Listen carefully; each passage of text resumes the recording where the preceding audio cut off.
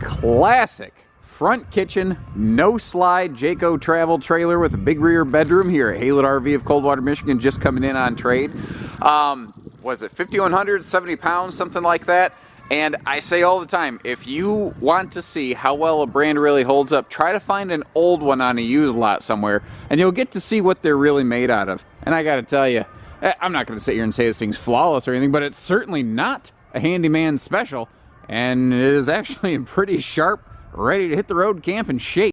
Now also understand, as well kept and maintained and solidly built as this thing is, I also can't make any real serious promises on an RV of this age. You know, it's certainly not going to be a high dollar piece of equipment. I can't put any sort of guarantees on it, but what we can do, and I think is fair, is before you go, writing a check out of your checkbook and taking this thing home with your tax return or something like that, we pull it up to the building, we hook it up, you get to see the working order of everything before you make a final purchase decision. It's not real complicated. I think it's fair. I think everyone can agree on that.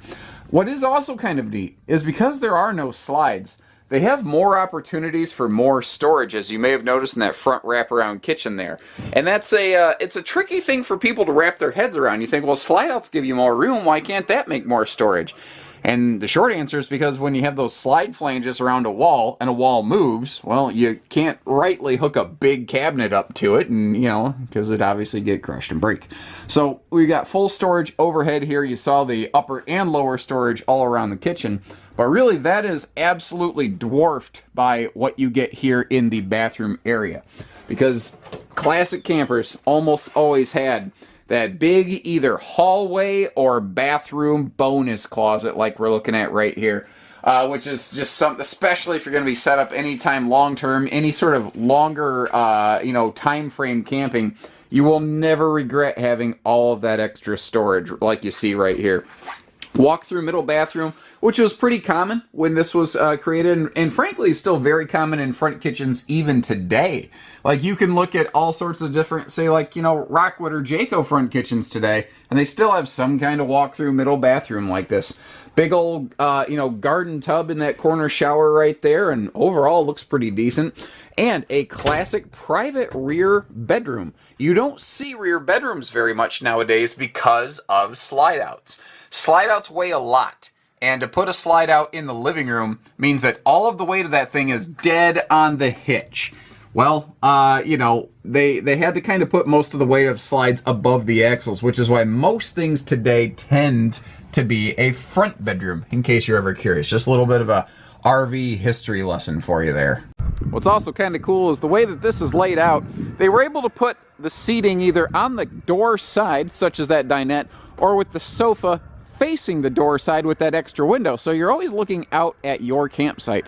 And although the shades were drawn inside, you see you do have that front weather shield over that front window, and that front window does tilt open for airflow. Speaking of which, all of these windows are Jowlessy style windows, and if you don't know what that means, they're the windows that tilt open. But they're not even just a single panel tilt. They're a triple tilt window, so you get maximum airflow even on a rainy day. Power tongue jack had been applied to this.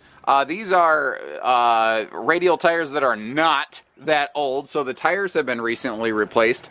The decals are showing a little bit of age, but my God, considering the age of this RV, do you know how many other fifth wheels have fallen out of service on the market, or have been totaled or whatever? The fact that this thing is still here and frankly in perfectly campable condition is just testament to how well it was built and how well it was kept.